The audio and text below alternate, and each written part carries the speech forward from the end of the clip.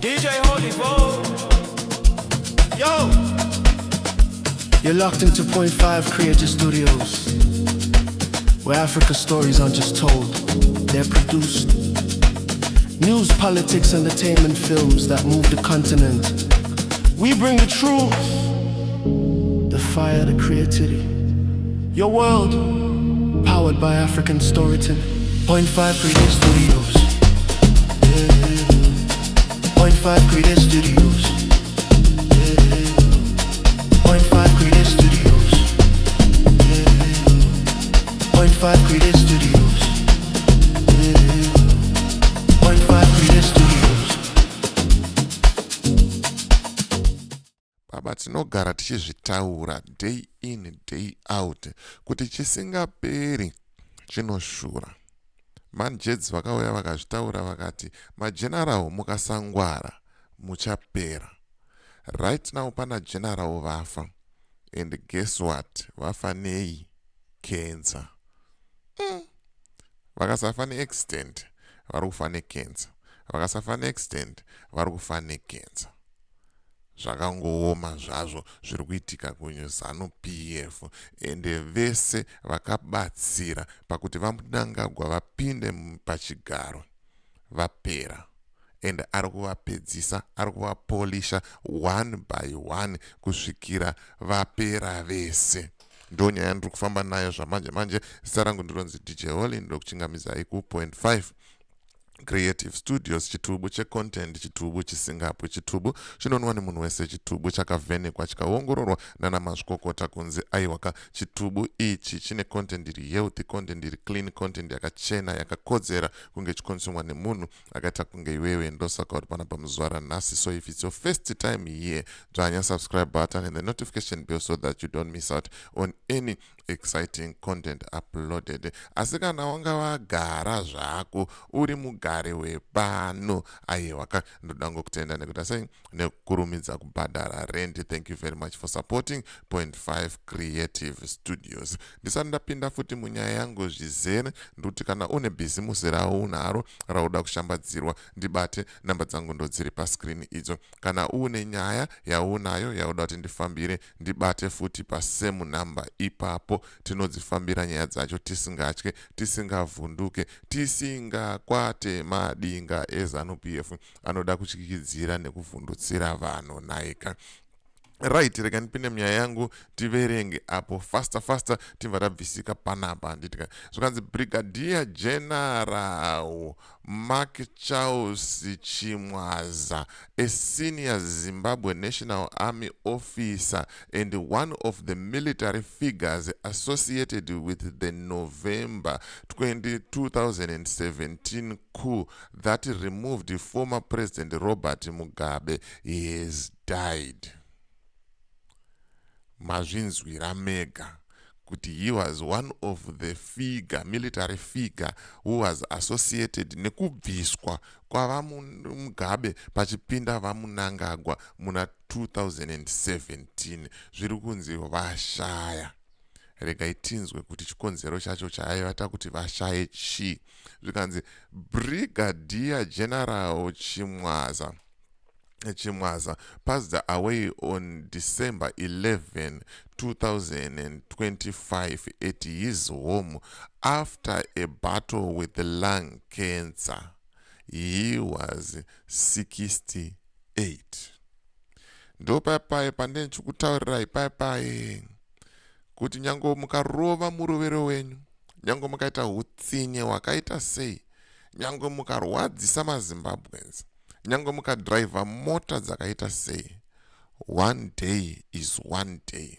Unofa. Une mari yekurapwa kensa iyoyo, unofa.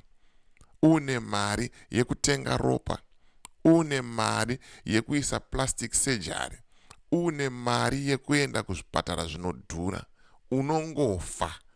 VaMugabe vakangofa wani. Saka vhairai zvenyu stereki, tengai mota stereki, itai hutsinye, vasungei vanhu ivavo stereki, vagare mujeri vasina mabheu stereki, muri kugona stereki. But one day I'm telling you, muchazosangana nazvo. Ndo pamunenge makutaura kuti but panenge mufana so aitaura chokwadi chinorwadza. rovai murovero wenyu iwowo kuzanu PF. Itai zvamuri kuita, hurai stereke, ibai mari yenyika, itai izvozvo zvamuri kuita izvozvo. But one day is one day. Ndiri kukutaurirai panapa pa 0.5 Creative Studios kuti mhaya shiri, hanzi nevakomana shiri, inozongokita, inozongofa zvayo. And why is it vanhu vezano vanongofa necancer? Why is it vanhu vezano vanongofa nema-accident? Chii chakadaro ichocho? Ndopaunoona kuti haisi cancer yechokwadi. Munhu anenge akatosotwa nepoison, akarohwa zvake slow poison mbijana kusvikira afa. Kana wakangwara, stay away from Zanu PF. Tambira kure nebato rinonzi Zanu PF. Kana urimo muZanu PF, make sure kuti uri kuita zvinhu zviri clean, because vakaitanga Zanu PF vakazobva vakuishora, vakazobva vakuinyomba, vakutaura kuti handichatoivhotere Zanu PF iyi. It's clear, zviri pachena kuti haisi lung cancer, it was poison. Vakamurova, vakamusota, and the ED is making sure kuti clear vese vanhu vanozoda kusumudza musoro achiita kana akuda kurova murovero wake wa 2030. Hapana munhu anozoti hako shefu makuita sei kotisu takakupinzai. Right now General Chiwenga varipo, vakangonyarara, hapana. Nyange zvikanzi vari kumobilize maresources, vari kutsvaga mari, vari kuita sei, hapana kana chiri kubuda kwavari. Vakatambisa mukana. Dai anga rumwe munhu akangwara, angadai akachila ariko kuarmy, achiziva kuti kuarmy ndokune Yese. Manje iye akaita too excited kuti ndakuita vice president. Mawanaya. Ndo murovero uri kuita Zanu PF. Zanu PF inouraya baba, inopfuudza, haimise, ende mawana. Vachapera vese. So far pasara vashoma, I think 3/4 yaro wapasi. Pasara vashoma, and hatipedze rino gore kana rinouya pasina futi vamwe vadonha. Vanhu vari kudonhedzana, vanhu vari kufa. Mawanayo, mawani zvekutodaro. Reka tiende, zvikanzi the government has declared Chimwaza a national hero with the announcement made by Zanu PF Politburo member and CIO Minister Love Matuke.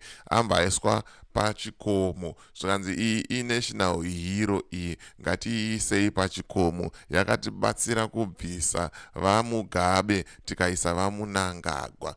Zvimwe zvese zvakutaurwa izvo ndezvongotova president acknowledge and date raacharadzikwa richazotaurwa. But nyaya hombe iri pakuti lung cancer, vese vari kudonha nelung cancer. Ini nangu I don't believe kuti lung cancer yemashuwa iyoyi. And cancer yavo iyoyi I don't believe kuti cancer yemashuwa. Hakuna cancer yakadaro. Hakuna murovero wakaita sei, murovero wakadaro. Mawana. But at the end of the day, uchazongofa. Shiri inozongofa. Kana iye Chivhaya ari kutenga mazimota ari kutenga asinganobodrive, achangofa. Nekufuta kwake anongofa. One day is one day. Ende Mwari anotoziva. Ende Mwari anotombokupa mukana kuti urambochiruwa zvako murovero wako, wozoona later on wakuita sei, wakuchema. Hakuna Mwari anombofara vana vake vachitambudzwa zviri kuitwa vana veZimbabwe. Hakuna Mwari anoombera maoko kana kuti anosekerera vana vake vachiitwa iri kuitwa muZimbabwe. Hakuna mufundisi wechokwadi waunoona achitaura kuti anomira neZanu PF. Hakuna zvinhu zvakaita sei, hakuna zvinhu zvakadaro. Saka ndo nyaya yanga ndangoya nayo zvamanje yanga ndaya kuti ndikuratidzei zviri kuitika paground. As for me, DJ Holly and the rest of the crew behind the scenes, it is bye for now. Let's meet in the next video.